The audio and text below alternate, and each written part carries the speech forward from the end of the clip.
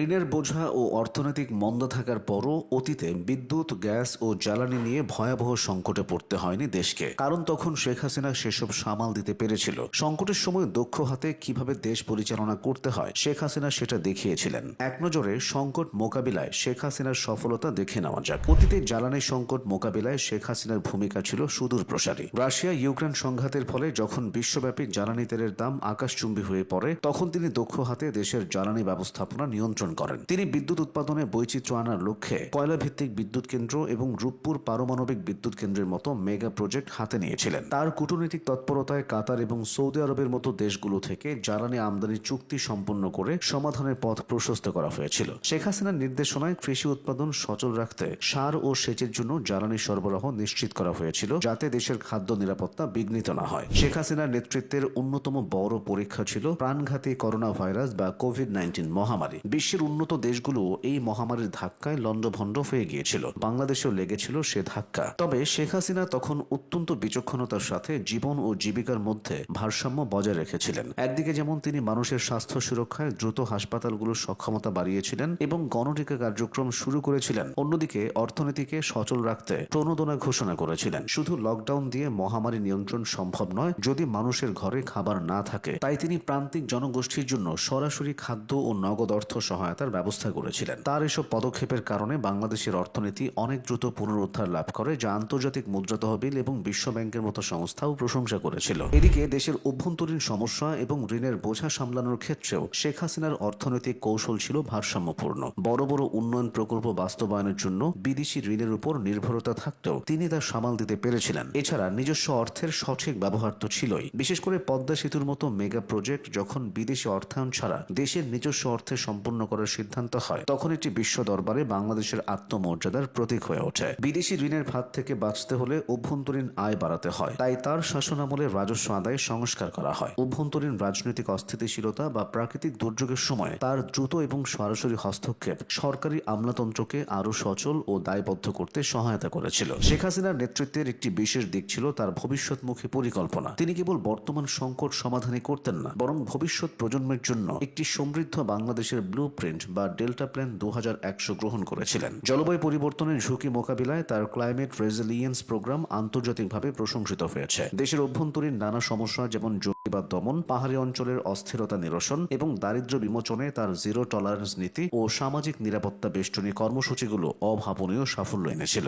যে কোনো বড় সংকটে তিনি জনগণের সামনে সরাসরি উপস্থিত হয়ে আশার আলো দেখাতেন, যা তার দলের সমর্থকদের মধ্যে আত্মবিশ্বাস জোগাত। তার এই নেতৃত্বে বাংলাদেশকে একটি ভঙ্গুর অবস্থা থেকে টেনে তুলে একটা পর্যায়ে নিয়ে যেতে ভূমিকা পালন করেছে। একটি উন্নয়নশীল রাষ্ট্র হিসেবে বাংলাদেশের সম্পদের সীমাবদ্ধতা থাকলেও শেখ হাসিনা তার নেয়া নানা পদক্ষেপের মাধ্যমে সংকটের সময়ে জাতিকে একটি ভিতের উপর দাঁড় করাতে সক্ষম হয়েছিলেন। বিশেষ করে বৈশ্বিক মন্দা, মহামারী এবং ভূ রাজনৈতিক অস্থিতিশীলতার সময় তার নেতৃত্ব ছিল ভারসাম্যপূর্ণ। সব মিলিয়ে বৈশ্বিক সংকটের সময় শেখ হাসিনা নিজেকে একজন ক্রাইসিস ম্যান হিসেবে প্রমাণ করেছিলেন।